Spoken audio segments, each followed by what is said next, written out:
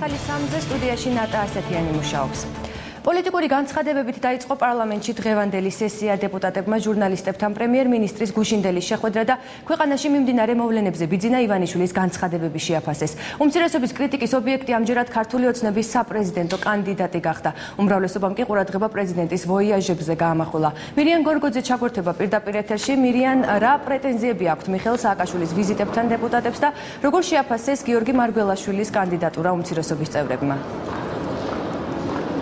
დღევანდელი სესია ტრადიციულად პოლიტიკური განცხადებებით გაიხსნა. საპარლამენტო უმრავლესობისა და უმცირესობის წარმომადგენლებმა საკუთარი პოლიტიკური პოზიციები და განცხადებები დააფიქსირეს. პრინციპში საპარლამენტო უმცირესობის წარმომადგენლებმა ისაუბრეს იმ თემების ირგვლივ, რომელზეც ტრადიციულად ყურადღებას ამახვილებენ პლენარული სესიის მიმდინარეობისას ხოლმე. მაგათაც აქ საუბარია ეკონომიკურ სტაგნაციაზე, სამუშაო ადგილების დაკარგვაზე, ზოგადად ქვეყანაში მიმდინარე პროცესების განხილვაზე, ასევე საუბარი იყო პრემიერის განცხადებების შეფასებაზე და ასევე საპარლამენტო უმცირესობის წარმომადგენლებმა გააკეთეს განცხადებები ქართული ოცნების საპრეზიდენტო კანდიდატთან დაკავშირებით. მაგალითად, ნუგზარ ციკლაურმა სხდომაზე წაიკითხა გამონათქვამები და ამონარიდები გიორგი მარგველაშვილის სტატიებიდან და გამონათქვამებიდან. მისი თქმით, გიორგი მარგველაშვილის მოსაზრებაა ის, რომ პრემიერი არის რუსული პოლიტიკის განხორციელება საქართველოში. თავის მხრივ საპარლამენტო უმრავლესობის წარმომადგენლებმაც გააკეთეს საკუთარი პოლიტიკური განცხადებები. მაგალითად, ზაქრო ქუცნაშვილმა ისაუბრა პრეზიდენტის ვოიაჟებზე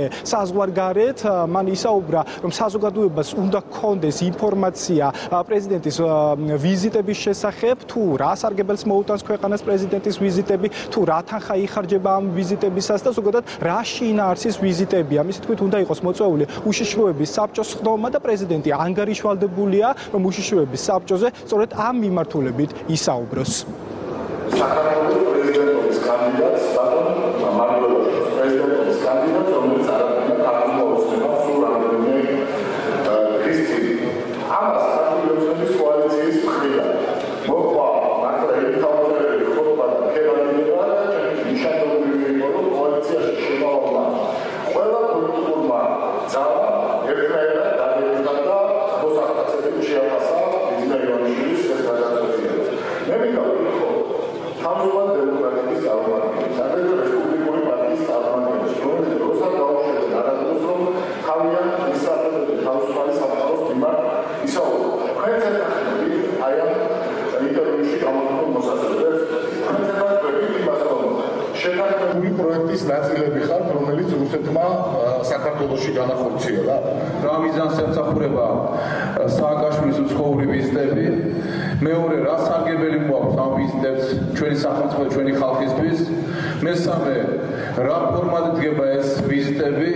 მეოთხე, ვინ იღებს ამ ვიზიტებში მონაწილეობას? და მეხუთე, ვისი ფული ხარჯება ამ საგარეო ვიზიტების განხორციელებისას? ნათელი გახდა, რა ბოროტად იყენებს პრეზიდენტი თავის უცხოურ ვიზიტებს, როგორ ფლანგავს ქართველი ხალხის გადასახადებით შემოწმებულ ბიუჯეტს და როგორ მაპატიეთ და გულაობს ამ ჟარგონს ვიხმარ, მათ შორის ჩვენ კოლეგებთან ერთად, რომელსაც საჩუქრდებიან ამ უცხოურ ვიზიტის დროს ძალიან ბევრი საჩუქრი და ძალიან დიდი კომფორტით. რაც შეეხება ოკუპირებული ტერიტორიების შესახებ კანონში შესატანით ცვლილებების განხილვას, ეს არის ერთ-ერთი მთავარი განსახილველი თემა დღევანდელ პლენარულ სესიაზე. ამ საკითხის განხილვა უკვე კარგახანია, რაც პარლამენტში მიმდინარეობს, მას შემდეგ რაც წინა სასესიო კვირაში საკითხის განხილვა ვერ მოესწრო, შესაბამისად დღევანდელ პლენარულ სესიაზე გადმოინაცვლა კანონპროექტის განხილვა ოკუპირებულ ტერიტორიებზე, ოკუპირებული ტერიტორიების კანონით გათვალისწინებული წესის დარღვევისთვის, სისხლის სამართლებრივი პასუხისმგებლობა ადმინისტრაციული სახდელით იცვლება. საპარლამენტო უმცირესობის წარმომადგენელი სწორედ ამ ცვლილებებს ეწინააღმდეგებიან. შეიძლება ითქვას, რომ დღევანდელი განხილვის პროცესში მცირე შელაპარაკება მოხდა დეპუტატ ჩოთა მალაშხიასა და გიგა ბუკიას შორის. ასევე დღესვე კანონპროექტის განხილვისას კანონპროექტის მომხსენებლებმა ქეთევან ციხელაშვილმა და გია ვოლსკიმ კიდევ ერთხელ გააცნეს დეპუტატებს კანონპროექტის ძირითადი არსი. პოლიტიკა მე ვფიქრობ, რომ განისაზღვრება და ფასდება მისი შედეგებით. ჩვენ შეგვიძლია დღეს რა თქმა უნდა ათასი სპეკულაცია გავაკეთოთ, გამოვთქვათ რაღაც შიშები რისკების თაობაზე და ასე შემდგომ, მაგრამ ჩვენ გვაქვს ერთი ფაქტი წინ. ჩვენ გვაქვს წლების განმავლობაში განხორციელებული პოლიტიკა წინა ხელისუფლების მიერ და ჩვენ გვაქვს შედეგები.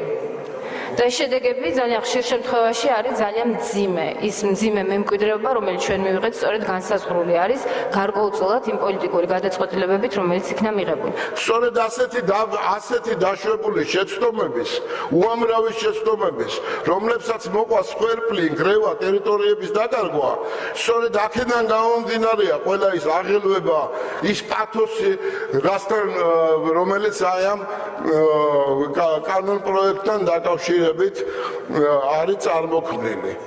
და დავფიქრდეთ ერთი წუთით მაინც შეუძლია თუ არა 21 საუკუნის ევროპულ სახელმწიფოს კონდეს კანონი, რომელსაც სრულად ვერ აღასრულებს და რაღაც ბაქიბუქით ამბობს, რომ დაისაჯა ადამიანები, რომლებიც აბსოლუტურად დასაჯელები არ იყვნენ და დაენგრათ მათ ცხოვრება.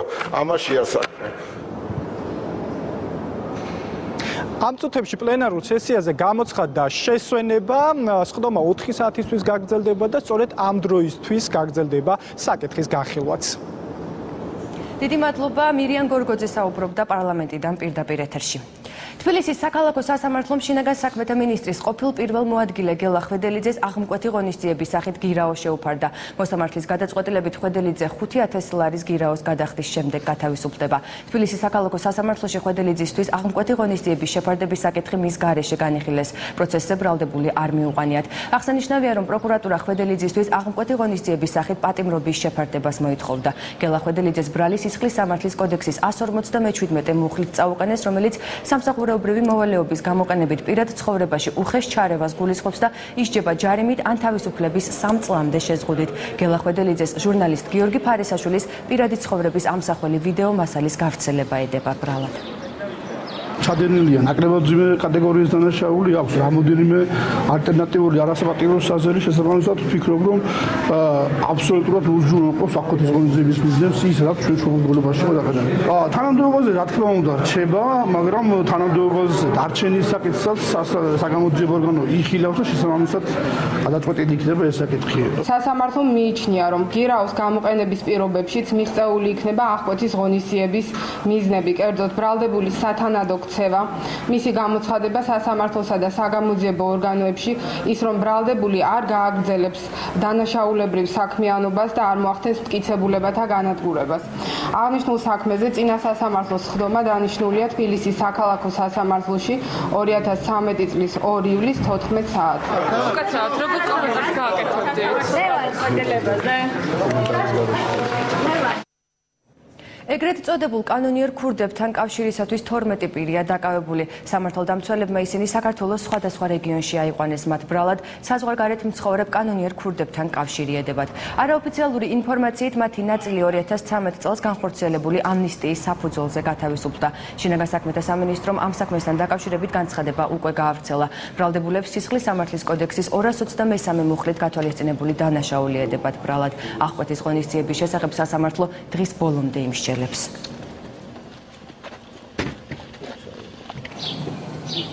გამოძიებამ დაადგინა, რომ დაკავებულები სხვადასხვა სარგებლის მიღების მიზნით ქურდული კანონების შესაბამისად მოქმედებდნენ და მიზანმიმართულად ცდილობდნენ ქურდული სამყაროს ინტერესების საზოგადოებაში დანერგვასა და განმტკიცებას.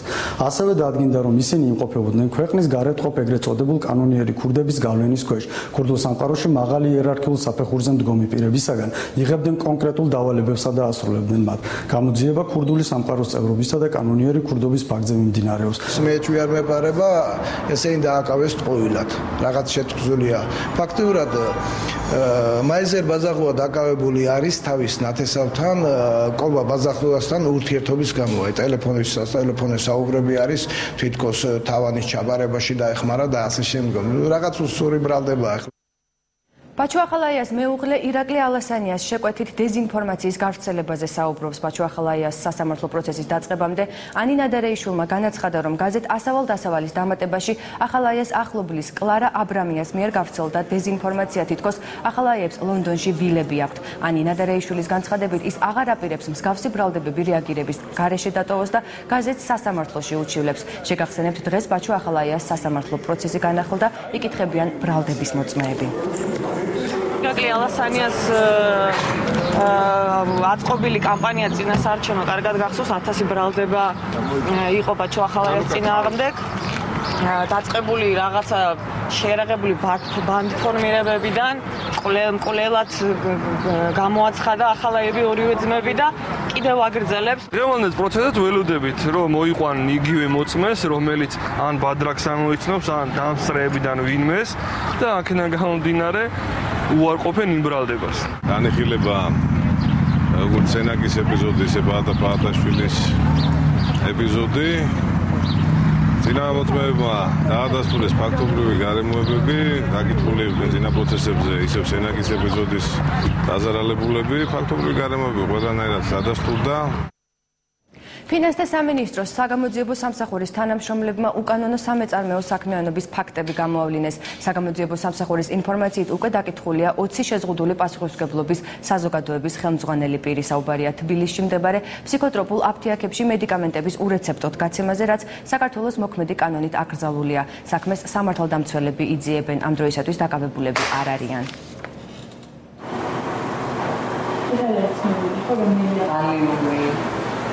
გამოძებით დადგინდა, რომ თბილისში ფსიქოტროპულ აფთიაქში მედიკამენტების შესაბამისი რეცეპტის გარეშე იყიდებოდა. ამ ეტაპზე მიმდინარეობს გამოძიება საქართველოს სისხლის სამართლის კოდექსის 192 მუხლის პირველი და მეორე ნაწილებით, რაც თავისუფლების აღკვეთას ითვალისწინებს 3-დან 5 წლამდე ვადით. ფინანსთა სამინისტროს შემოსავლების სამსახური ავტოსატრანსპორტო საშუალების სტანდარტული ავზით შემოტანილ საწვავთან დაკავშირებით განცხადებას აკეთებს. სამინისტროს ინფორმაციით საქართველოს რამდენიმე რეგიონში გამოვლინდნენ ფიზიკური პირები, რომლებსაც კუთვნილი ავტომანქანების ავზებით საბაჟოს გვერდის ავლით შემოჰქონდათ საწვავი და უკანონო რეალიზაციას ახდენდნენ. შედეგად სახელმწიფო ბიუჯეტი მნიშვნელოვნად დაზარალდა. პრობლემის გადაჭრის მიზნით საქართველოს ფინანსთა მინისტრმა შესაბამისი ბრძანება გამოსცა, რომელიც ძალაში ამ წლის 23 მაისს შევა. სახელმწიფო ბიუჯეტი ყოველწლიურად შემოსავლების სახით კარგავს 20 მილიონ ლარზე მეც ამგვარი ტიპის საქმიანობიდან. დღის განმავლობაში დიზელის საწვავი აზერბაიჯანიდან დაახლოებით 100-150 ტონა რაოდენობით შემოდის და ეს საწვავი შემოდის ძირითადად საბაჟო გამშვები პუნქტების წითელი ხიდისა და ლაგოდეხის გავლით. საქართველოს პრეზიდენტი არჩევანის წინაშე დგას თუ ის საერთო სასამართლოების შესახებ კანონს ხელს არ მოაწერს, ეს ფაქტი მხოლოდ მოსამართლეთა სასარგებლოდ იმუშავებს. განცხადება ამის შესახებ იუსტიციის მინისტრმა გააკეთა, რომელიც დღეს მართლმსაჯულების მუზეუმის გახსნას დაესწრო. 15 მაისს მოსამართლეთა დღე აღინიშნება. ღონისძიებას უზენაესი სასამართლოს თავმჯდომარე კოტე კუბლაშვილიც ესწრებოდა. კუბლაშვილის განცხადებით, საერთო სასამართლოების შესახებ საკანონმდებლო პაკეტის ამოქმედებას ის სავარაუდოდ უახლოეს 2 დღეში ელოდება. სასამართლოს რეფორმის ეს უმნიშვნელოვანესი პირველი ნაბიჯი დღეს თუ ხვალ შევა ძალაში და კონფერენცია იქნება გარდაუვალი. მე ერთხელ პრეზიდენტს საჯაროდ მოუწონე ის რომ ვეტო დაადო მან კანონს, რადგან ამან რაც არ უნდა პრეზიდენტისთვის უსიამოვნო და გასაოცარი იყოს, მოსამართლეებს მიცა უფრო მეტი დრო თვითორგანიზებისთვის და მე არ დაგიმალავთ და გეტყვით, რომ თუ კიდევ უფრო მეტი დრო მიეცემათ ჩვეულებრივ მოსამართლეებს, ან იმათ, ვინც რეალურად მართლმსაჯულებას ახორციელებს, მე ამას პირიქით მივესალმებოდი. ჩვენ ეს ზუსტად ნამდვილად დღეს ვერ დავასახელებთ, როდის კონკრეტულად ჩატარდება კონფერენცია. თუმცა მთავარია რომ ამოქმედეს და ამოქმედების შემდეგ ჩვენ შეგვიძლია ვინმე გაასაჩივრებს თუ არა ეს ჩვენი საქმე არ არის, ჩვენ შეგვიძლია შევიკრიბოთ ადმინისტრაციული კომიტეტი და უკვე დავნიშნოთ კონფერენციის თარიღი. ეს მოხდება ალბათ ან პარასკევს, ან ორშაბათს. ხმაურით ჩაიარა საკრებულოში ოპოზიციური ფრაქციის დეპუტატების შეხვედრა მერიის იურიდიული სამსახურის წარმომადგენლებთან. თბილისის საკრებულოს ოპოზიციამ დედაქალაქის იურიდიული სამსახურის უფროს ირაკლი აბესაძეს თბილისის მერიიდან 2010 წელს 700 თანამშრომლის გათავისუფლების კანონიერებასა და სამეთვალყურეო საბჭოს შექმნის აუცილებლობაზე დაუსვეს კითხვები, რაზეც მათივე განცხადებით აბესაძისგან ამომწურავი პასუხი ვერ მიიღეს. მერიის იურიდიული სამსახურის უფროსი ოპოზიციური ფრაქციის წარმომადგენელთა შეკითხვებს 1 საათის განმავლობაში პასუხობდა. დღესვე დედაქალაქის საკრებულოს ოპოზიციონერი დეპუტატები მერიის ქონების მართვის სამსახურის წარმომადგენლებსაც შეხვდნენ. მაშინ როდესაც ამდენი გაჭირვებული ადამიანი ყავს, ამდენი ოპერაცია ეს იყო მასობრივ დათხოვნა ადამიანების სამსახურებიდან, სამწუხაროდ მერიის იურიდიული სამსახურის უფროსმა ამ პროცესს მისცა კვალიფიკაცია, ეს იყო თვითონ რეორგანიზაციის პროცესი. არა და ეს რომ მასი არის, ეს არის ტყუილი, ამას ადასტურებს მთელი რიგი პროცესები. მათ შორის ის რომ დარღვეული იქნა ამ ადამიანების მიმართ ვალდებულება, რომელიც მერიას საკრებულოს თუ გამგეობის ხონდა როგორც დამქირავებას. მან ვერ გაგწა პასუხი, მან არ იცოდა რომ შპსების ბიუჯეტიდან არ ხდებოდა მათი დაფინანსება. როდესაც გაერკვა ამ საკითხში, ბოლოს ყველანაირად ეცადა რომ თავი აერედებინა ამ თავის მოსაზრების დაფიქსირებისგან, რაც დეპუტაციამ არ მიცა საშუალება, იმიტომ რომ კონკრეტული პასუხი იყო საჭირო. თვლიდა ის როგორც ქალაქის მთავრობის წევრი და იურიდიული სამსახურის ხელმძღვანელი, რომ საჭირო ეს ბორდები და მათ მიერ დასმულ ყველა შეკითხვაზე პასუხი გავეცით. ჩვენი აზრით მათ ყველა იმ საკითხზე, რომელიც ფუნქციურად სამსახურს ეხება და ზოგადად მერიის საქმიანობის სამართლებრივ მხარეს ეხება და დამაჯერებელი პასუხები მიიღეს, არანაირი კონტრარგუმენტი სამართლებრივ მხარესთან საქმიანობის მათ არ ქონიათ, რაც შეეხება მათი პოლიტიკურ შეფასებებს, მათი ნებაა და რა თქმა უნდა ჩვენ მათ არ ვიზიარებთ.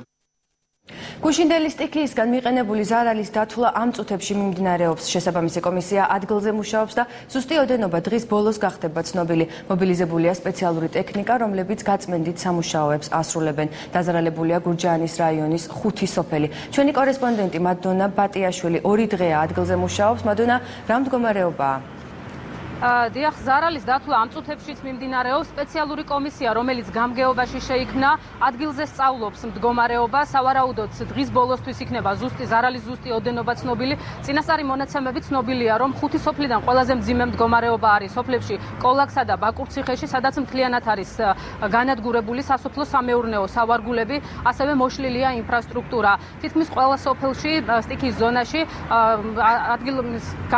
წყობრიდან არის გამოსული შიდა საუბნო გზები, ასევე ცენტრალური მაგისტრალი, რომელიც გუშინ ადიდებულმა ხევებმა ფაღორღით ჩახერგა, და მისი გაწმენდა ამ წუთებშიც მიმდინარეობს.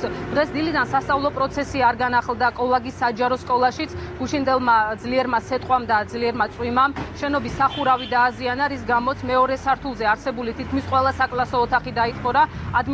სკოლის ადმინისტრაციის განცხადებით, ვიდრე არ მოხდება სკოლის შეკეთება, სასწავლო პროცესის განახლება პრაქტიკულად შეუძლებელია. ჩვენ გვინდა კომისია შეიქმნას, ყველას მამულში დაიაროს, ყველას სახკარში შევიდეს და აი ეს აღწერონ, ვის რა აქვს დანაკლისი, ვის რა აქვს გაფუჭებული, ვის რა აქვს ანაზღაურება ვის გვინდა. არავინ ყურადღებას არ გვაქვს. ფაქტიურად ნაყოფის ზედაღარ არის. აღარ არის ერთსალიერები რაც აბიაკი და ის არ გამოიყენება და რა აზრი აქვს იმისებას. როიტგან გადაყრილია ყველაფერი, ამდენი შრომა, ამდენი წვალება. ფაქტიურად მეორე სართული აბსოლუტურად ყველა ოთახი ისე თქვენ უყურებთ რა სიტუაციაში არ აქვს სასწავლო პროცესის განახლება შეუძლებელია, სანამ არ შეკეთდება. პირველ სართულზე მხოლოდ 3 საკლასო ოთახი გადამირჩა და ბიბლიოთეკა გადამირჩა, სადაც შეიძლება დღეს სასწავლო პროცესი ფაქტიურად ნაწილობრივ ჩატარდა, მაგრამ იმ ხარისხით რა თქმა უნდა არ იყო, კლას კომპლექტები გავაკეთე და ლექციური ხასიათის გაკვეთილები ჩატარდა. ჩვენ ახლა ვიმყოფებით გურჯაანის რაიონის გამგეობასთან, სადაც რამოდენიმე წუთში სოფლის მეურნეობის სამინისტროს წარმომადგენლებს ელოდებიან. სოფლის მეურნეობის მინისტრის მოადგილე თავად ჩამოდის სტიქიის ზონაში და ადგილზე გაეცნობა არსებულ მდგომარეობას. დიდი მადლობა. გურჯაანიდან ჩემი კოლეგა მადონა ბატიაშვილი საუბრობდა. დღეს გამთენიისას ინფო-9 ოფისში ხანძარი გაჩნდა, ცეცხლმა კამერების და სხვა ტექნიკის ნაწილი გაანადგურა. ხანძრის ლოკალიზება მალევე მოხერხდა. რა გახდა მომხდარის მიზეზი, ამას ექსპერტ-კრიმინალისტები ადგენენ. საინფორმაციო სააგენტო ინფო-9 მცირედი შეფერხების მიუხედავად მუშაობას აგრძელებს. გვიან ღამით წალკის რაიონის სოფელ ავრალოში აჭარიდან ჩამოსახლებულ ეკომიგრანტებსა და ადგილობრივ ბერძნებს შორის დაპირისპირება მოხდა. ბერძნებმა ეკომიგრანტებს იმ საცხოვრებელი სახლის დაცლა მოსთხოვეს, რომელშიც უკვე 10 წელია ცხოვრობენ, თუმცა იურიდიულად ბერძნების საკუთრებაა. 2003 წელს დალი კახაძე ხელისუფლების გადაწყვეტილებით აჭარიდან წალკაში ჩამოასახლეს, თუმცა საცხოვრებელი ფართის დაკანონების პროცესი გაჭიანურდა. ავრალოზე რო არის. სოზარ სუბარის თქმით, ყოფილი ხელისუფლების დროს ციხის ადმინისტრაცია ეგრეთ წოდებულ მაყურებლებთან თანამშრომლობდა. ამ მიზეზით ქსნის სასჯელ აღსრულების დაწესებულებიდან 5 თანამშრომელი გაუშვეს. ამის შესახებ მან ჟურნალისტებთან სამინისტროს 6 თვიანი მუშაობის შეჯამებისას განაცხადა. სუბარმა აღნიშნა, რომ ხელისუფლების შეცვლამდე საქართველო პატიმრების სიკვდილიანობის მაჩვენებლით მსოფლიოში პირველ ადგილზე იყო, თავად პატიმრების რაოდენობით კი მეორე ადგილზე. სუბარმა აღნიშნა, რომ ხელისუფლების შეცვლის შემდეგ მათი რაოდენობა 10,000-მდე შემცირდა და სიკვდილიანობის მაჩვენებელი რომელიც განახევდა. ამასთან მინისტრმა ინფრასტრუქტურულ პრობლემებზეც ისაუბრა და აღნიშნა, რომ არასათანადო პირობების გამო რამდენიმე საპატიმროს დახურვა იგეგმება. ბათუმისა და თბილისის მე-16 დაწესებულებებში კი სარემონტო სამუშაოები მიმდინარეობს. შეგახსენებთ, დღეს მინისტრი ჟურნალისტებს შეხვდა შეხვედრა საქართველოს მთავრობა ღია მმართველობისთვის ფარგლებში გაიმართა და 2 საათის განმავლობაში გრძელდებოდა.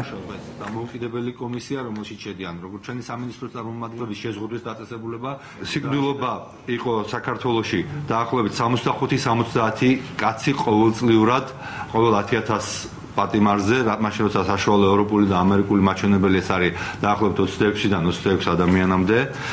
ეს იყო კარგად შეხმატკბილებული ტანდემი მაყურებლებისა და ადმინისტრაციის, რომლებიც ერთად მართავდნენ პრაქტიკულად ციხეებს. სამინისტროს მისია არის სასჯელის ისე აღსრულება, რომ ის ბრალდებულებსა და მსჯავრდებულებზე ზრუნვას ეფუძნებოდეს და მათ საზოგადოებაში ინტეგრაციას უწყობდეს ხელს.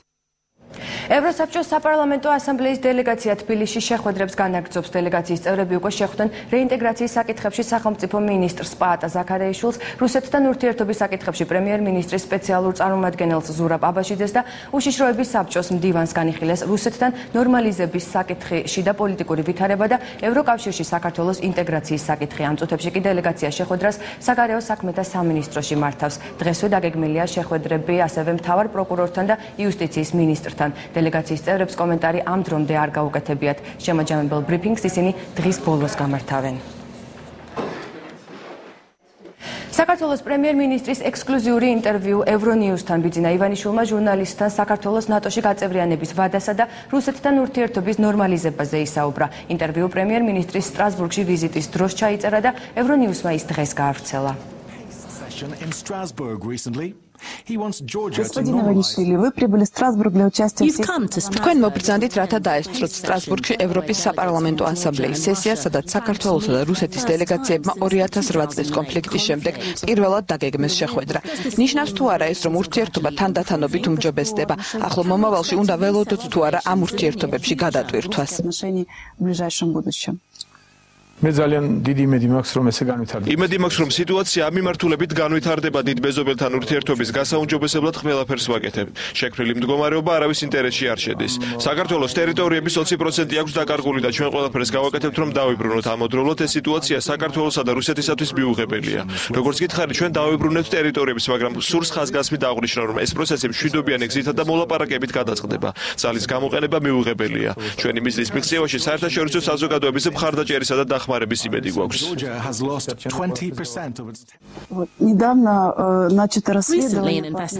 ამას წინათ 2008 წლის კონფლიქტის გამოძიება დაიწყო.